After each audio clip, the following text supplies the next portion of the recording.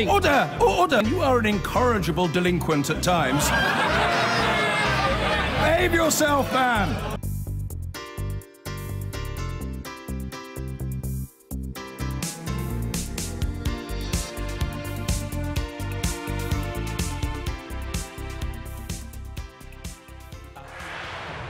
On the government's handling of the Windrush. Secretary of State Department. Secretary Sajid Javid. Mr. Speaker, I am honoured to have been asked early this morning to become Home Secretary. I want to start by making a pledge to those from the Windrush generation who have been in this country for decades and yet have struggled to navigate through the immigration system. This never should have been the case, and I will do whatever it takes to put it right. Yeah. Learning about the difficulties Windrush migrants have faced over the years has impacted me greatly, particularly because I myself am a second-generation migrant. Like the Caribbean Windrush generation, my parents came to this country from the Commonwealth in the 1960s. They too came to help rebuild this country and offer all that they had. So when I heard that people who were long-standing pillars of their community were being impacted for simply not having the right documents to prove their legal status in the UK, I thought that it could be my mum, my brother, my uncle, or even me. That's why I am so personally committed to and invested in resolving the difficulties faced by the people of the Windrush generation who have built their lives here and contributed so much. I know that my predecessor, the Right Honourable Member for Hastings and Rye, felt very strongly about this too. Mr. Speaker, allow me to take the opportunity to pay tribute to her hard work, her integrity, and all that she has done and will continue to do in public service. And I wish her all the very best. I will build on the decisive action that she has already taken. A dedicated task force was set up to handle these cases. Over 500 appointments have been scheduled, and over 100 people have already had their cases processed and now have the necessary documents. And we will continue to resolve these cases as a matter of urgency. We have made clear that a Commonwealth citizen who has remained in the UK since 1973 will be eligible to get the legal status that they deserve, British citizenship. This will be free of charge, and I will bring forward the necessary secondary legislation. We have also been clear that a new compensation scheme will be put in place for those whose lives have been disrupted. We intend to consult on the scope of the scheme, and we will appoint an independent person to oversee it. I hope I can count on the support of all honourable members to make this happen as soon as possible. So I want to end by making one thing crystal clear. We will do right by the Windrush generation. Diane Abbott. I would like to begin by congratulating the Home Secretary on his new position, occupying one of the great offices of state. I'd also like to thank the Home Secretary for coming to the House to answer this urgent question on what must have been quite a busy morning. Is he aware how ashamed many British people are about the Windrush scandal, how frightened and angry the Windrush generation and their families are, and how the scandal has resonated around the Commonwealth? He talks about the Windrush generation getting the legal status they deserve. Actually, they were always British. They were always British citizens. Is he aware that this is not just a matter for the Windrush generation and Commonwealth citizens from the Caribbean? The same plight that befell the Windrush generation could also affect Commonwealth citizens who came here from South Asia and West Africa. So what steps does he intend to take in order to protect later cohorts of Commonwealth citizens from the indignity and the humiliation that the Windrush generation has had to suffer?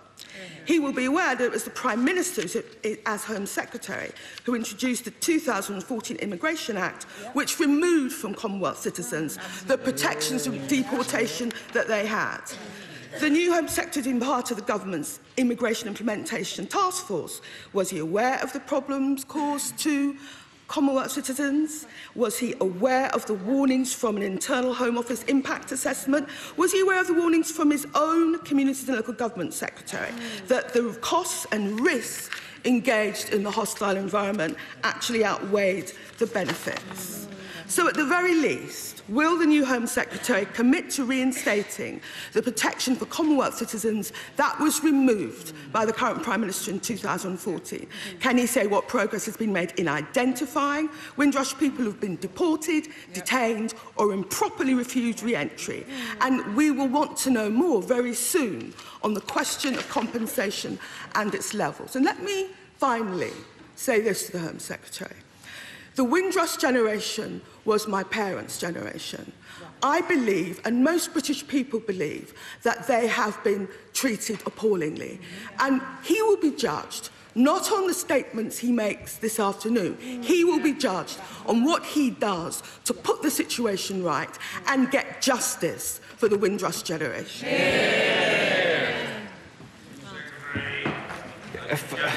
First, Mr. Speaker, can I thank the Right Honourable Lady for her kind remarks at the start.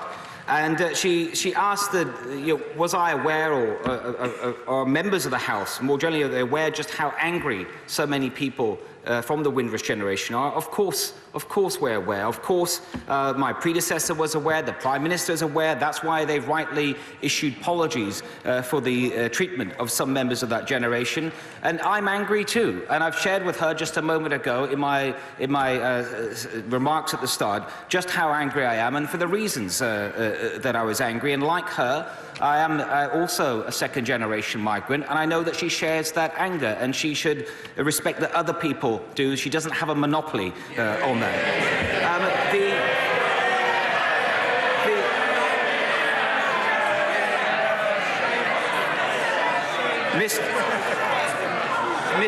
Mr. Speaker, the Right Honourable Lady also asked that am I aware that it could impact the same issues, and I stress could impact other Commonwealth citizens, perhaps people like that settled in this country like my own parents, and people from that generation, perhaps people from South Asia. I am aware that could be the case, and it is something that I intend to look at very carefully. And right now, right here and now, though, most of the cases that have come up, almost all the cases are to do with the Windrush generation from people that settled in Britain from the Caribbean region, and that's why that is rightly the focus. Then the Right Honourable Lady also asked about and talked about, she claims that protections that were removed in 2014, and I have to tell her, no such protections have been removed.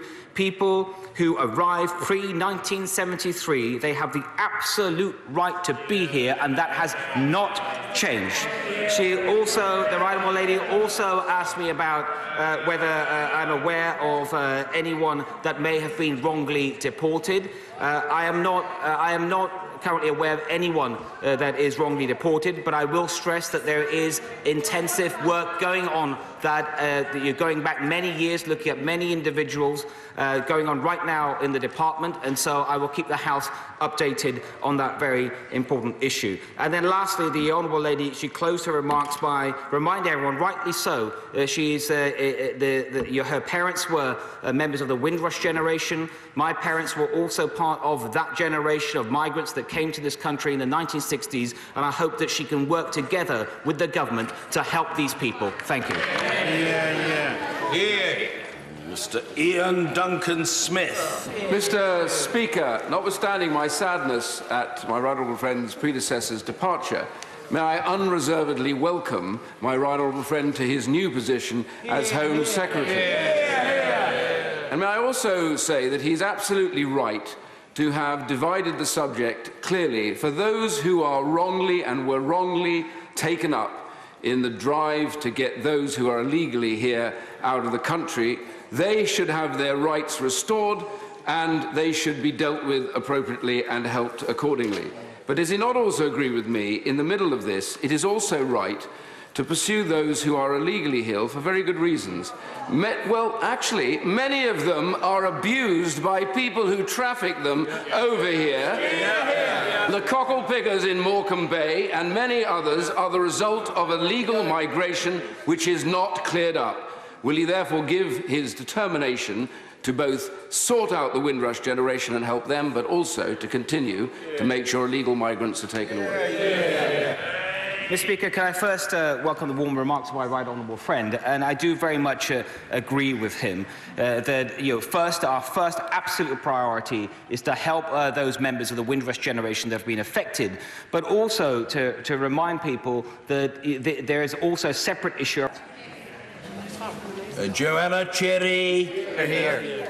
Mr. Speaker, I welcome the Home Secretary to his place and congratulate him on his appointment. And I think it's only right to acknowledge the fact that he is the first person from a black and minority ethnic background to hold the office of Secretary of State for the Home Department.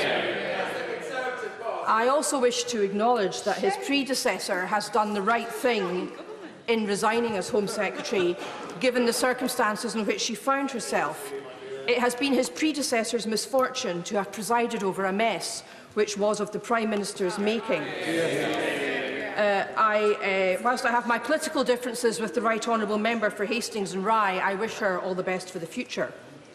Mr. Speaker, a mere change of personnel at the Home Office will not address the underlying causes of the Windrush scandal. What has happened to the Windrush generation is not an accident, nor is it a mistake, nor is it the work of overzealous Home Office officials. In fact, it is the direct result of the unrealistic net migration targets set by the Prime Minister when she was Home Secretary and the hostile environment created on her watch. It is the Prime Minister who has created the fundamental reasons for the Windrush scandal. If the policies which she put in place are not changed by the new Home Secretary, then we will have more disgraceful instances of maltreatment of people with every right to be in the United Kingdom. EU nationals in particular are concerned about what awaits them after Brexit, for all the fine words of assurance. Therefore, I have the following questions for the new Home Secretary. Will he commit to a root and branch review of the immigration policies which have led to this disaster?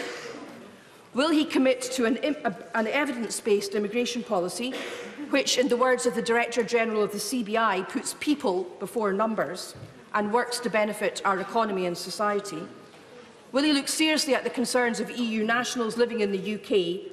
And will he look at the clear evidential case for devolution of powers over immigration to the Scottish Parliament in recognition of Scotland's particular demographic needs?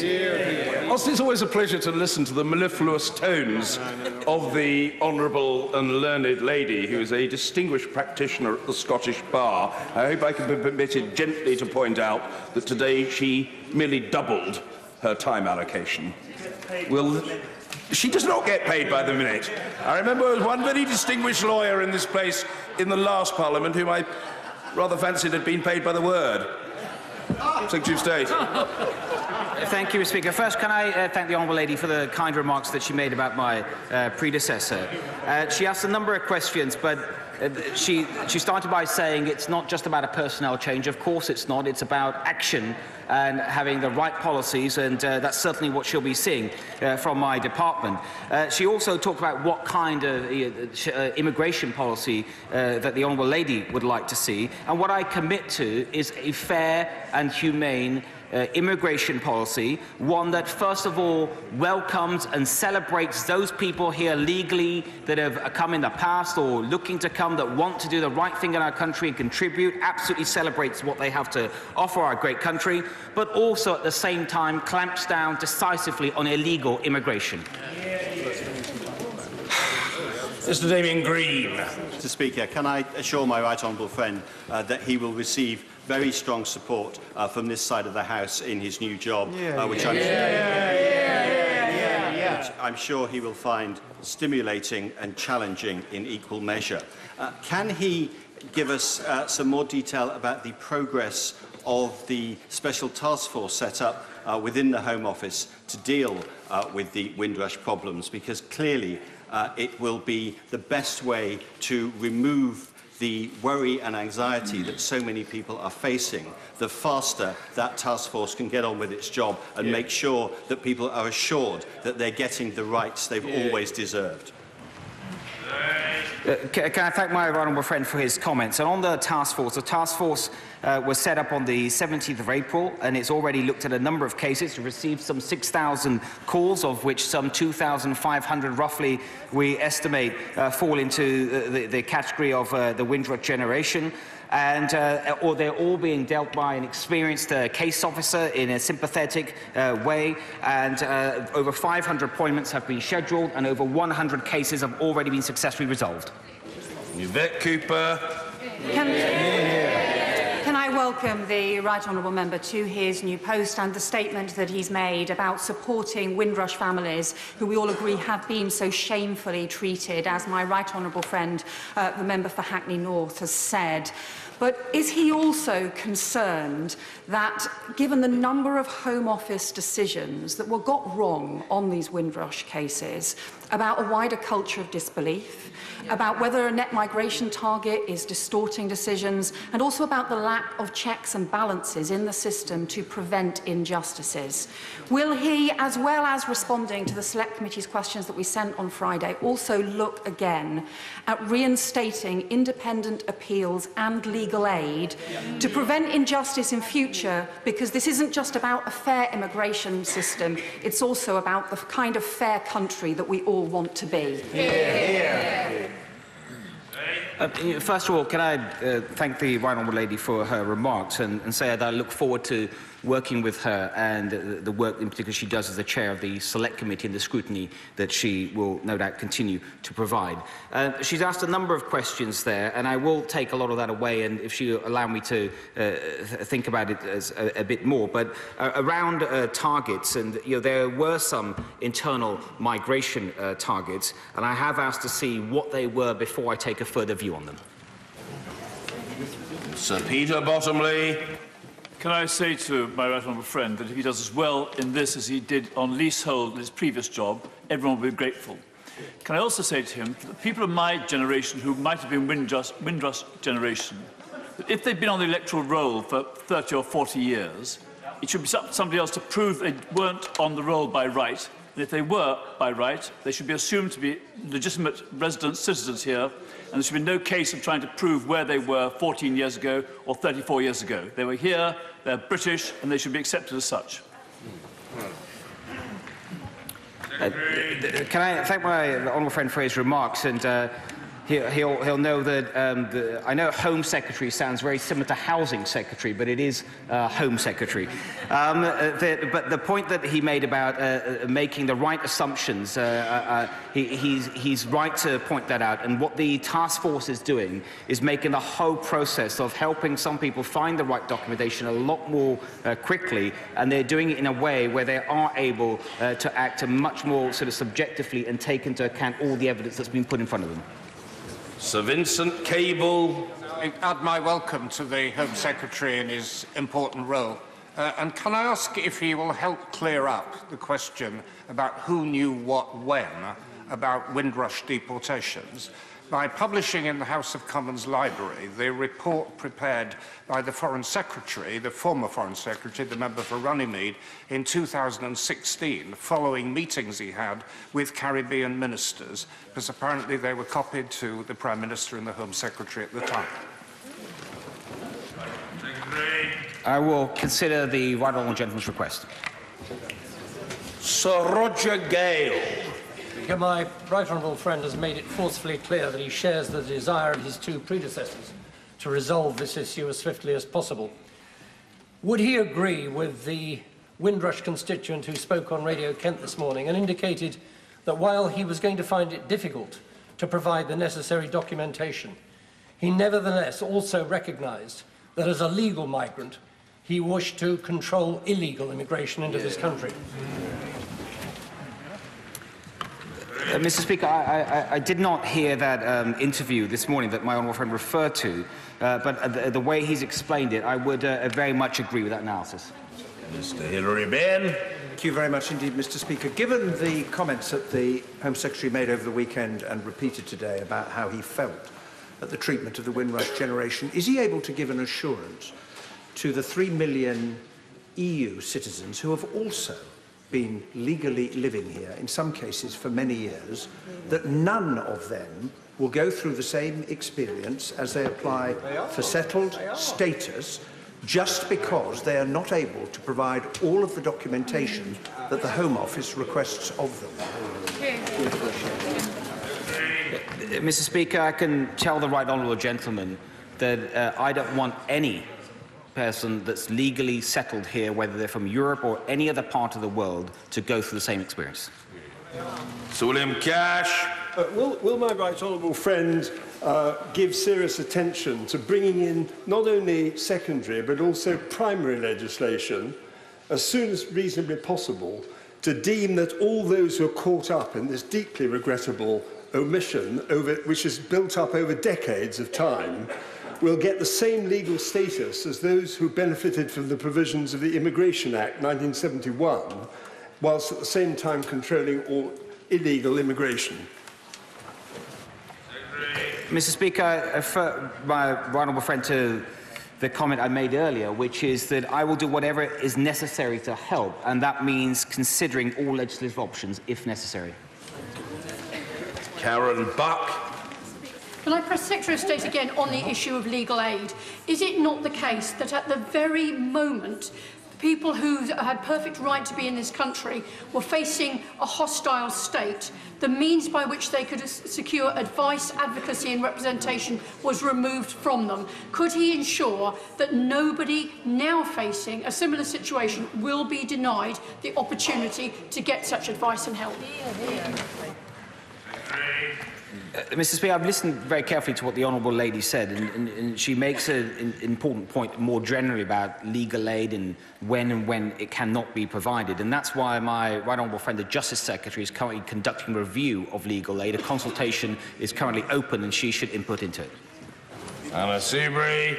Mr. Speaker, can I congratulate my right honourable friend on his appointment and also pay handsome tribute to his predecessor. But Mr. Speaker, the Windrush scandal really shouldn't take us by surprise. It is the natural consequence of a system that has as its default position an assumption that you are here illegally, and the onus is upon the applicant to prove that they are here legally. That is the problem. So we have a default position that you have to prove that you say who you are and you have the right to be here. And I'm afraid we have an attitude too often in officers, as a result of policy, let's not shift the blame, a default position that the computer says no. Will he give an undertaking now to have a radical rehaul of all these policies so that we shift the onus back on the state to prove that you don't have a right to be here? Mr. Speaker, can I first thank my right honourable friend for her remarks? And what I can commit to her is that we do need to make sure that when dealing with inquiries from the public, the immigration system behaves more humanely, in a more fair sense, and also takes into account more what I would call more the obvious facts, rather than just asking for a piece of paper to prove everything, and I will be looking at it very carefully.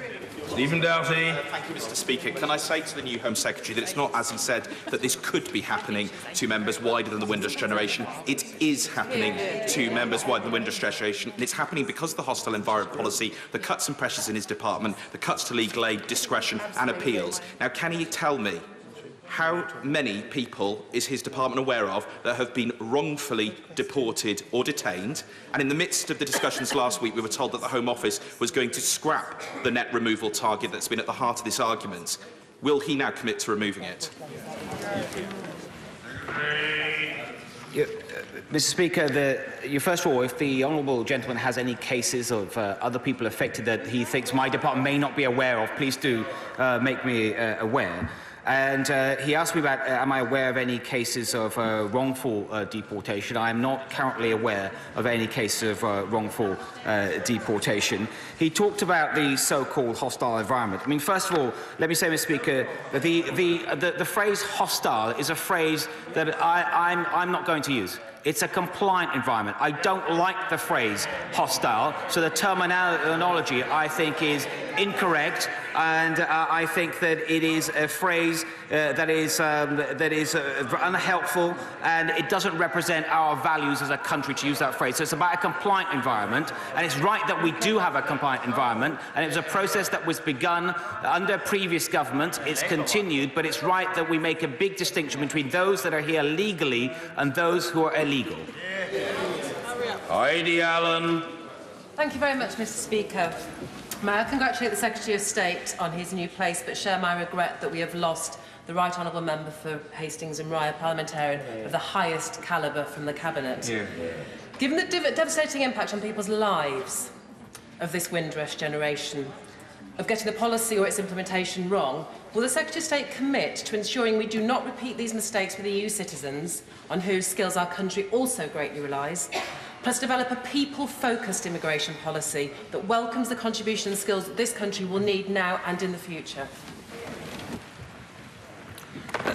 Mr. Speaker, I can tell my honourable friend I very much agree with her on the contribution that EU citizens have been making for many decades to our country and continue to do so, and that's why I'm absolutely committed that we follow through on our commitment so far, that those who want to stay can stay, and that we make that as easy as possible for them, and we celebrate their contributions. Caroline Lucas. Mr. Speaker, the Secretary of State pledges a fair and humane immigration policy. Will he put those words into action by ending the practice of brutal mass deportations by charter flight? These secretive flights are routinely used to send people to countries they may have fled in terror for their lives, or with which they have little or no connection. Given the Home Office's poor history of decision-making and that it's almost impossible for people to appeal from abroad, does he agree that this cruel practice should end? Mr. Speaker, what I commit to is making sure at all times that our immigration policy is fair and is humane, and if the honourable lady wants to write to me about what she thinks needs to be done, I'll look at it. Mr. Nicholas Edward Coleridge-Bowles. Thank you, Mr. Speaker, and I'd like to congratulate my right honourable friend on his new job, though I wish the circumstances of his elevation had been different.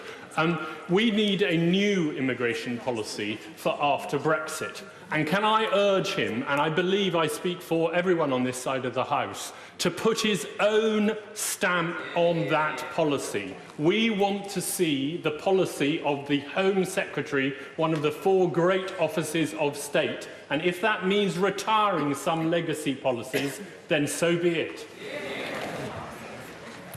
Mr. Speaker, the honourable gentleman, first of all, having worked with me in a previous department, will know that every department that I've worked in, I will most certainly putting on my own stamp.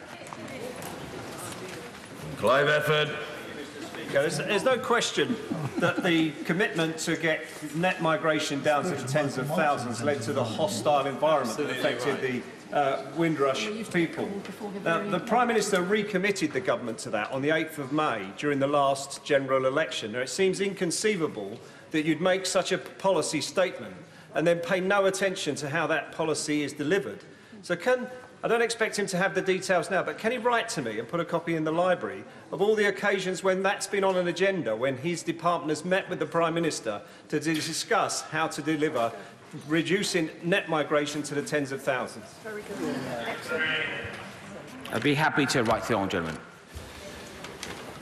Mr. Philip Davis. Mr. Speaker, can I congratulate my right honourable friend on his new job? He's absolutely right to focus his attention immediately on righting the wrong that's happened to the Windrush generation and the terrible way that some of them have been treated, and I can't think of anybody better to do the job than him.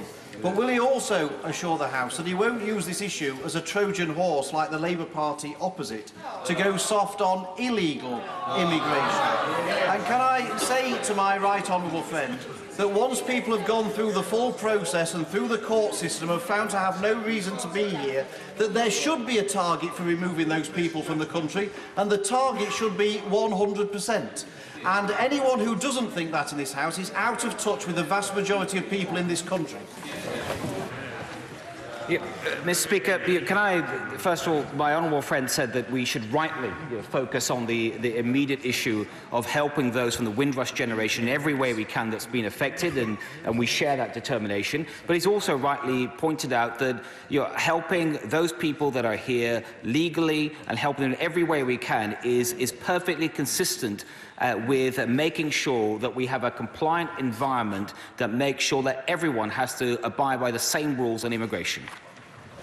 Thank you, Mr. Speaker. The Home Secretary has a golden opportunity here to turn the page on a toxic debate around immigration in this country. So dump the net migration target, or at least take students out of it. Why don't we focus more on how we better integrate immigrants who come to this country rather than attack them? Now, he said he's a son of an immigrant. I am too. But what is he actually going to change and do differently from his two predecessors? All the warm words are great, but what is he going to do differently to stop this happening again?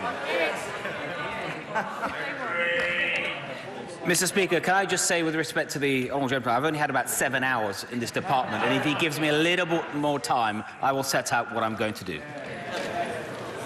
George Freeman. I congratulate my honourable friend on becoming the first Muslim Home Secretary, and having worked with him, I know there is no one better to sort out this mess than he, and could I pay tribute to his predecessor, who did the very honourable thing. Would he agree with me that while sorting out this mess, we need to remember that it was in no small part the last Labour government's illegitimate open doors immigration policy that many of us warned at the time would trigger huge problems for those who'd come here happily and settled here as citizens, and so it has come to pass. And would he also agree with me that this party shouldn't take any lectures from the party opposite, having given us our first woman Prime Minister, our second woman Prime Minister, and our first Muslim Home Secretary? Mr. Speaker, as always, I very much agree with my honourable friend. Kate Hoey. In welcoming the right honourable gentleman to his new position, can I say to him that he will get the unanimous support of this House if he really does sort out the terrible, terrible legacy of the Windrush situation. But can he also look at just the nitty-gritty of the immigration department and the way that all of us who deal day in and day out with immigration cases get so fed up, and our constituents get fed up with lost passports, lost letters, just incompetence. And it's that sort of detail that if he can get a grip of, things will really, really improve. Mr. Speaker, the honourable lady is quite right to point out the importance of looking at the detail. And she, like all honourable members, we all will have our surgeries and deal with our constituents with cases, but really our constituents should not have to come to us with issues like that. They should be dealt through properly and fairly through the system, and it's something I'll be looking very closely at. Yes. James Morris. Speaker, can I welcome my constituency neighbour to his new position? And would he agree with me that he needs to use his competence and managerial skill to get a grip on the detail of this Windrush situation and to resolve it quickly, but at the same time to also develop and make sure that we maintain a focus on controlling illegal immigration into this country as we move forward towards Brexit? Yes, Mr. Speaker, I can very much agree with my honourable friend. He once again points out the very important distinction which must not be lost between legal migration and illegal migration. Jim Shannon. Thank you, Mr. Speaker. Can I also thank the Minister for his statement and wish him well in his new position. Minister, what steps will you be taking to reassure migrants from other parts of the Commonwealth, number one, and will the Minister proactively make staff and time available to assist them with any problems that they are experiencing? Mr. Speaker, the honourable member asked a very good point about other members of the Commonwealth that I referred to briefly a moment ago. And I want to make sure, first of all, that we are looking at that carefully and where they are affected, if we need to take further steps. So, for example, the honourable gentleman will know the task force that we set up for the Windrush generation. I won't hesitate in taking any further steps that would help. Kemi Badenoch. Thank you, Mr. Speaker. I welcome the Secretary of State to his new role. Like him, I also have an immigrant background. I'm not a second generation, but a first-generation immigrant. And the fact that we are both sitting on these benches is a testament to how open and welcoming our country, and in fact our party, is to Mr. Speaker, in his previous role, the Secretary of State would have been overseeing plans this year to commemorate the 70th anniversary of the Empire Windrush arriving in the UK. He will know that this is not just an immigration issue, but also a communities issue. Can he tell us of any opportunities he may see for cross-departmental working to ensure that this does not happen again? Mr. Speaker, my honourable friend is quite right to point out that there's a huge amount to celebrate about the Windrush generation, with the 70th anniversary of the MV Windrush arriving in this June will be the anniversary. There's a huge amount of work that my previous department has done on that, and I will hope to work closely with them to make sure that we do the very best celebration we possibly can to show people from that generation exactly what they mean to this country and how we respect everything that they've done for us. Luciana Berger. Thank you, Mr. Speaker. I welcome the Right Honourable Gentleman to his new role and recognise his achievement as the first British Asian to be appointed to one of the 4 great offices of state. On the 17th of April, I asked a name-day parliamentary question to his predecessor, requesting the number of Windrush citizens who have been denied or charged for NHS treatment. The answer was due a week ago, and it hasn't arrived.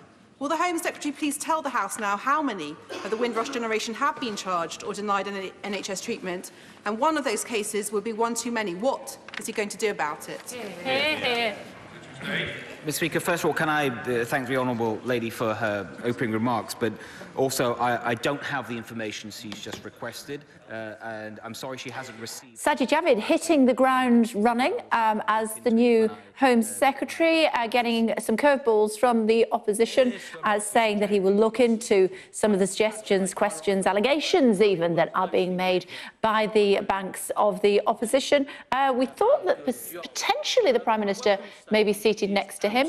She doesn't seem to be.